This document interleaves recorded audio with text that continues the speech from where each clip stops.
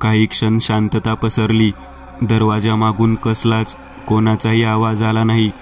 जणू ती सर्व निशाचर दरवाजा उघडण्याची वाट पाहत असावी. पण धवल काही मूर्ख थोडी होता जो स्वतः मृत्यूच्या मुखात सूर घेईल.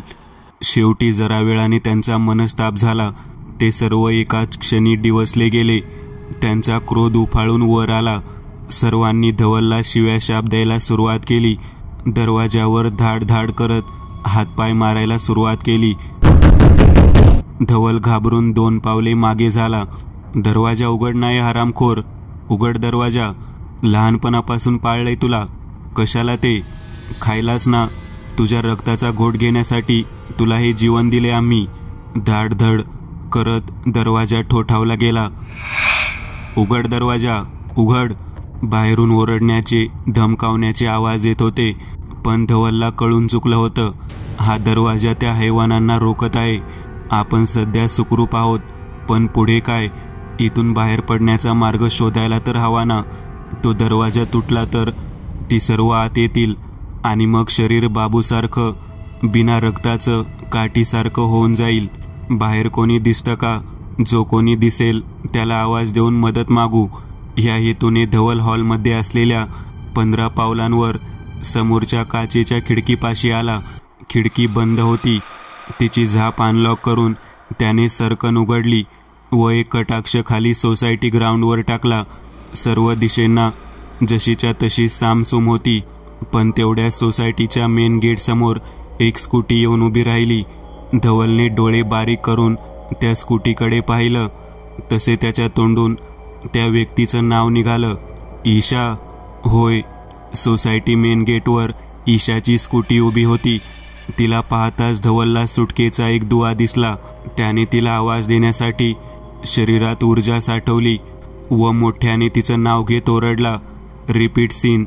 तिला पाहताच धवलला सुटकेची एक भावना जाणवली व त्याने तिला आवाज देण्यासाठी शरीरात होती नाही तेवढी ऊर्जा साठवली व मोठ्याने तिचं नाव घेत ओरडणार तोच मागच्या खोलीचा दरवाजा धाडकन तुटला.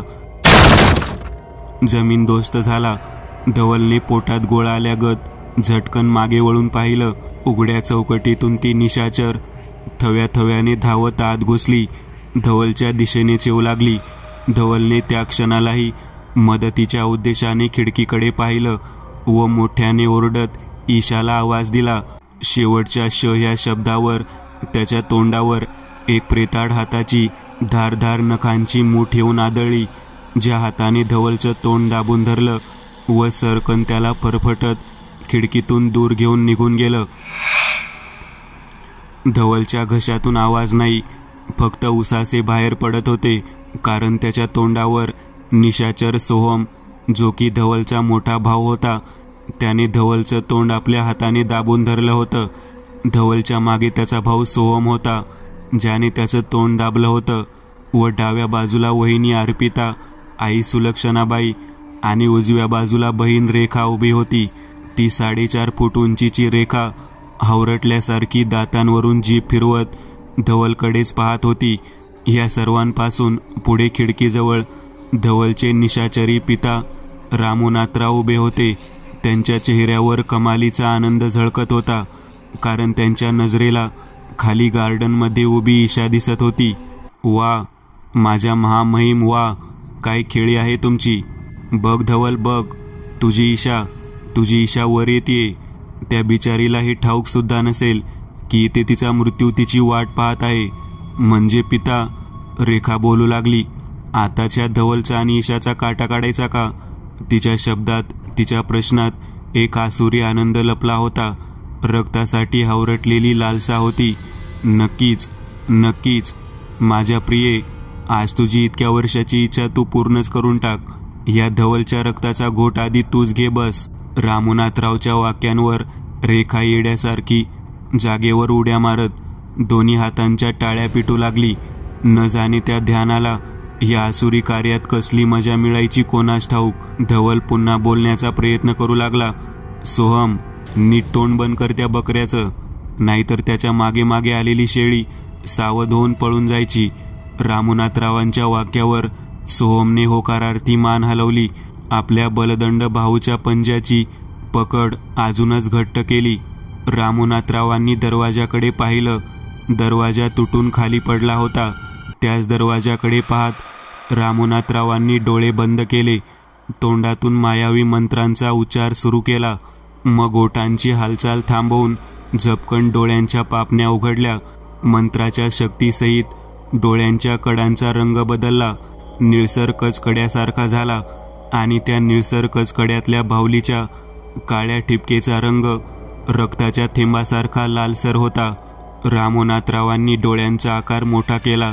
डोळे वटारून ते त्या निर्जीव तुटलेल्या दरवाजाच्या फळीकडे पाहू लागले. तोच त्या निर्जीव फळीला हादरा बसला. ती फळी भूकंप आल्यासारखी जागेवर थरथर करत हादरू लागली.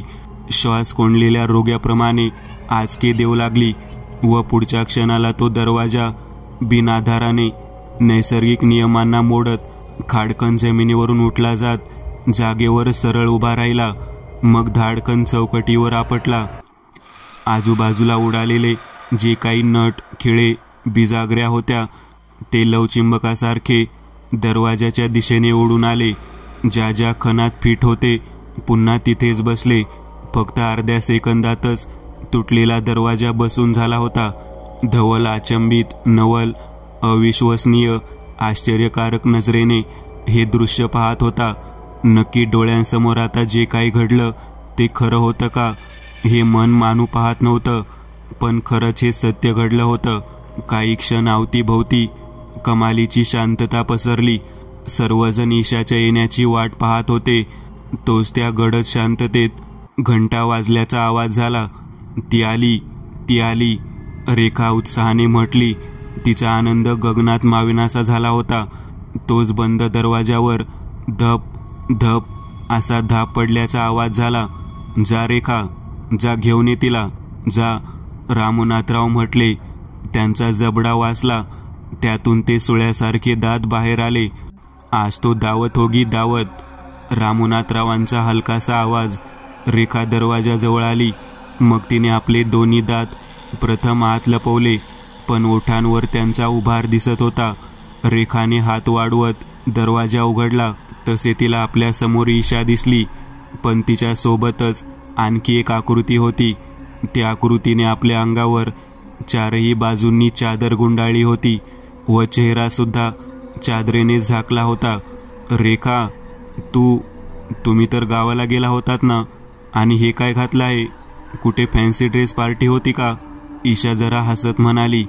तोच रेखाने हो करत मान हलवली व म्हणाली, हो ना, हे बघ, दात पण लावलेत. ह्या करत रेखाने जबडा विचकला. आत दडलेले दात झटकन बाहेर आले, जे पाहून ईशा घाबरली. 2 पावलं मागे सरली. तोच रेखाने आपला धारदार नक्यांचा हात वाढवून ईशाचा हात पकडला. झटकन तिला खोलीत खेचलं व आपल्या मागे दरवाजा लावून घेतला. रेखा, काय करतेस? सोड माझा हात, ईशा कळवळून म्हटली. तिच्या हाताला रेखाची धारधार नखं टोचत होती. त्या टोचणाऱ्या नखांमधून चामडी फाटली जात थेंब थेंब रक्त फरशीवर पडलं जात होतं. एक एक करत सर्व निशाचरी पारिवारिक सदस्य अंधारातून बाहेर आला. ईशाकडे पाहून सर्वजण दात काढत मोठमोठ्याने हसू लागले. धवल मात्र मळूल चेहऱ्याने ईशाकडेच पाहत होता. आपल्यामुळे ईशाचेही प्राण संकटात सापडले ही गोष्ट त्याला फार सळत होती. आय एम सॉरी ईशा, माझ्यामुळे तू सुद्धा संकटात सापडलीस. मला माफ कर. मला सुद्धा माहीत नव्हतं की माझा परिवार माझा नाहीच आहे. उलट ही सर्व तर उडती जागती हैवान आहेत, आणि ह्या जन्मी नाही पण पुढच्या जन्मीतून नक्कीच माझी होशील. धवलने असं म्हणतच खाली मान घातली. तोच ईशा म्हणाली, नाही धवल, तू स्वतःला दोष देऊ नकोस. आणि हो, पुढच्या जन्माचं माहीत नाही, पण ह्या जन्मी तुझी आणि माझी दोर नक्की बांधली जाईल, कारण मी इथे काही खाली हात आली नाहीये. ईशाने मंद स्मित हास्य करत बंद दरवाजाकडे पाहिलं. त्या निशाचरांच्या नजरा सुद्धा बंद दरवाजाकडे वळाल्या. तसं ईशाने हाक दिली, या तुम्ही. होकार मिळताच खाडकन दरवाजा उघडला. धाड आवाज करत भिंतीवर आदळला. त्या उघड्या दरवाजात अंगावर चादर लपेटून तीच आकृती उभी होती. हा भिकारी काय करणार आहे आमचं? ह्याला तर मी सोडून दिलं होतं. म्हटलं खायचे वांदे असतील. रेखा उद्धट स्वरात म्हटली. तिच्या वाक्याला दुजोरा न देता ती आकृती दरवाजातून चालत आत आली. ए भिकाऱ्या, जातोस का आता, की देव एक ठेवून? ह्यावेळेस सोहम म्हटला. तसं ती आकृती वळाली, चालत दरवाजाच्या दिशेने गेली. त्या पिशाच्यांना वाटलं की तो म्हातारा घाबरला. त्याच्या ह्या पळता भुई थोडीवर ती पाचही जण वेड्यासारखी हसू लागली. तोंडातून विचित्र आवाज काढू लागली. पण तोच कडी लावल्याचा आवाज झाला. सर्वांच्या चेहऱ्यावरचं हसू ओसरलं. नजरा दरवाजाच्या दिशेने वळाल्या. ती आकृती बाहेर गेली नव्हती. तिने दरवाजा लावून घेतला होता, जे पाहून सोहमचा अहंकार डिवचला. ए म्हाताऱ्या, थेरड्या, थांब, तुझे दिवस भरवतो, असं म्हणतच सोहमने धवलला सोडून त्या म्हाताऱ्याच्या दिशेने धाव घेतली. म्हाताऱ्या, हवेत हात हलवत जबड्यातून पिशाची दात बाहेर काढत सोहम त्या आकृतीपाशी पोहोचला. तोच त्या आकृतीने आपल्या चादरीतून उजवा हात बाहेर काढला.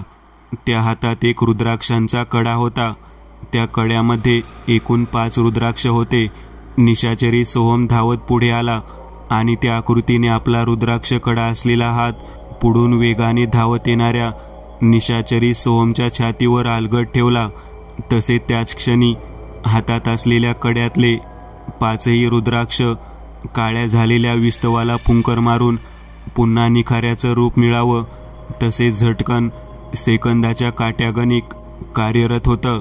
विस्तवासारखे चमकून उठले व चिखलात पाय रुतावा तसा चबक असा चिपचिपीत आवाज होत तो रुद्राक्ष कड्यांचा हात त्या निशाचरी सोहमची छाती फाडत पुढून मागे जात थेट बाहेर आला.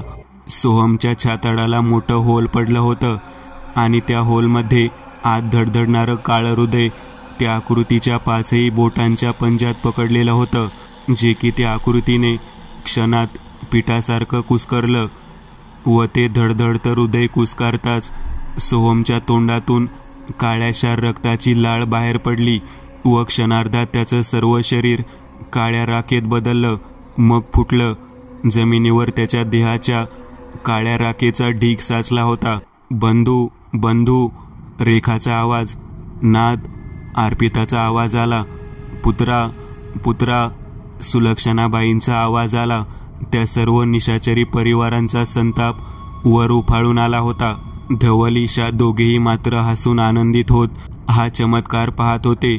ती सर्व निशाचर चवताळून उठली. तोंडातले पिशाची दात दाखवत त्या आकृतीला घाबरवू लागली.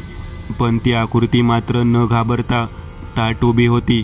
अर्पिता, सुलक्षणाबाई, रेखा, तिघीही निशाचरी स्त्रिया बदल्याच्या भावनेने एकत्र येऊन झुंड करून उभ्या राहिल्या. सोडू नका हरामखोराला, जा मारून टाका, जा. मागून धवलच्या निशाचरी पित्याने हुकूम सोडला. तसे त्या तिघीजणी त्या आकृतीच्या दिशेने धावल्या. तोच त्या आकृतीने हातातला रुद्राक्ष कडा काढला व भिंगरीसारखा हवेत फेकला. गरगर आवाज करत त्या रुद्राक्षाने हवेत अग्निचक्राचं रूप घेतलं. काही वेळ हवेतून वेडेवाकडे वळण घेत तो कडा खाली आला. त्या तिन्ही निशाचरी स्त्रियांच्या छातीतून, पोटातून सपसप करत आरपार होत पुन्हा त्या आकृतीच्याच हातात आला व पुढच्या क्षणाला त्या तिन्ही निशाचरी स्त्रियांचे शरीर राखेत रूपांतरित होत अंत पावलं. त्यांचं सुद्धा सोहमप्रमाणे जमिनीवर राखेचा डोंगर साचलं होतं. कोण आहेस तू? कामच्या वाईटावर उठलायस? रामनाथराव खेकसला. त्या आकृतीची नजर धवलच्या निशाचरी बापावर, रामनाथरावांवर पडली. मी कोण आहे असं म्हणतच त्या आकृतीने अंगावरची चादर दूर फेकली. तसं त्या आकृतीचं रूप समोर आलं. उंचीने 5 फूट, अंगावर एक फिकट भगव्या रंगाच्या फुलबाह्यांचा कुर्ता, खाली शिवलेली सफेद पॅन्ट होती. बारीकसे 4 इंचाचं कपाळ, डोक्यावर काळे केस ज्यांचं डाव्या बाजूला भांग पडला होता, टोकदार नाक आणि खालच्या ओठांवर एक मंद स्मित हास्य तरळत होतं. आणि ह्यांचं नाव आहे समर्थ कृणाल, जे या कलियुगात भूतांचा नाश करायचे. आपण त्यांना एक घोस्ट बस्टर्स समजूयात. रामनाथरावांनी समर्थ कुणाल यांच्याकडे पाहिलं तसे त्या निशाचरी हैवानाला समर्थांच्या चेहऱ्यावर एक दैवी तेज दिसलं, जे पाहून निशाचर रामनाथ पुन्हा म्हणाले, दैवी तेज विरही चेहरा, कोण आहेस तू? सांग, कोण आहेस? काय नाव आहे तुझं? आवाजात जराशी भीती होती. मी आहे समर्थ कृणाल. ह्या कलियुगात जिथे तुझ्यासारख्या पापी नीच हैवानांचा बस्तान आहे, तिथे ह्या पापभिरू मानवी लोकांच्या मदतीसाठी त्या ईश्वराने मला नेमलं आहे. हो, अच्छा, म्हणजे तू मला रोखायला आला आहेस तर? मग ठीक आहे. मी सुद्धा माझ्या परिवाराच्या मरणाचा बदला घेऊन तुझ्यासहित ह्या दोघांचेही मड पाडेल. रामनाथरावांनी रागातच धवल व ईशाकडे पाहत जबडा विचकला व त्यांच्या डोळ्यातल्या कवड्या आसुरी चमकेने चकाकल्या, ज्या पाहून ईशा धवल भीतीपोटी 2 पावलं मागे सरली. समर्थ व निशाचरी रामनाथ दोघांनी एकमेकांवर आघात करायला सुरुवात केली. समर्थांनी आपल्या उजव्या हाताचा एक बुक्का निशाचरी रामनाथरावांच्या जबड्यावर बसवला. वार इतका शक्तिशाली होता की रामनाथरावांचं तोंड वाकडं झालं. त्यातून काळ्याशार रक्ताची धार बाहेर पडली. ते थेट जमिनीवर कोसळले.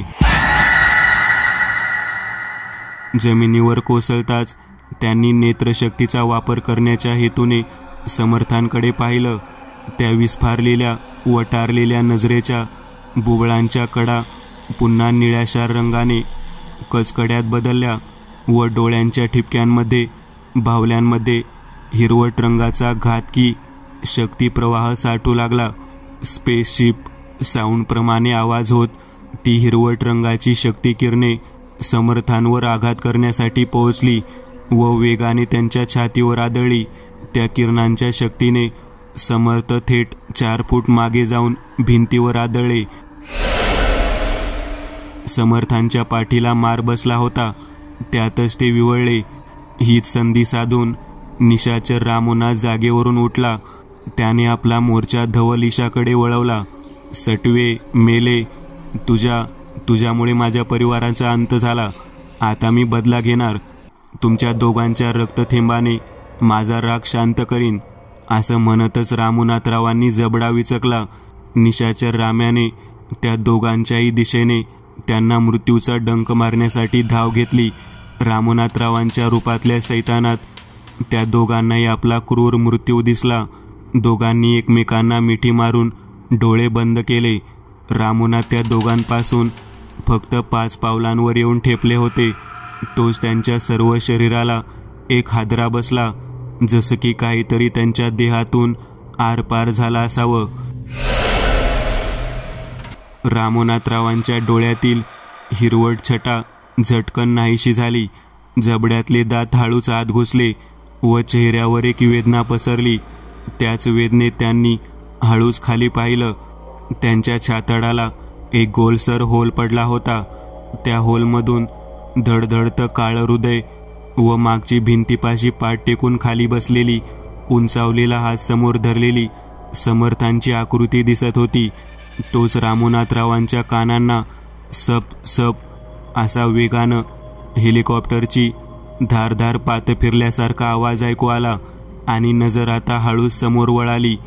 तसे त्यांना आपल्यापासून 4 फूट उंच जरा पुढे तो रुद्राक्षकडा भिंगताना दिसला. आणि पुढे काय घडणार होतं ह्याची निशाचर रामनाथरावांना कल्पना आलीच होती. समर्थांनी पुढे केलेला हात, त्या हाताची जाणीव त्यांना झाली व पुढच्या क्षणाला वर हवेत भिंगणारा कडा आला तसाच मागे फिरला. थेट वेगाने त्या रुद्राक्ष कड्यांच्या तप्त झालेल्या रुद्राक्षांनी त्या काळ्या हृदयाचा चुराडा केला व गोल गोल भिंगत मागे जात तो रुद्राक्ष कडा समर्थांच्या पंजात आला.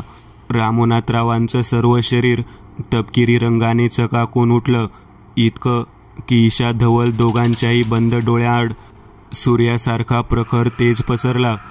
एक फटाका फुटल्यासारखा आवाज झाला. निशाचर रामनाथरावांचं सर्व शरीर काळ्या चमचमत्या धुळीकणांच्या राखेत रूपांतरित झालं.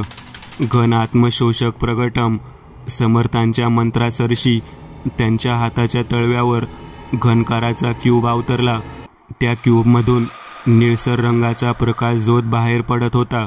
ती हवेत भिरभिरणारी काळी चमचमती धुलीकण वेगाने वाकडी तिकडी भिंगत घन आत्मशोषकाच्या दिशेने येत त्यात सामावली.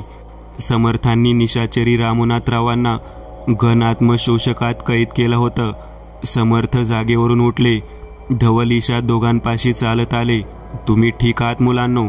होय समर्थ, आम्ही ठीक आहोत, ईशा हसत म्हणाली. धन्यवाद समर्थ, आज तुमच्यामुळे माझे आणि माझ्या ईशाचे प्राण वाचले. धवलने समर्थांना दोन्ही हात जोडले. धन्यवाद मला नाही धवल, या ईशाला म्हण. जर तिने अगदी वेळेवर मला ह्या निशाचरांची माहिती दिली नसती, मला बोलावलं नसतं, तर मी तुझी मदत करू शकलो नसतो.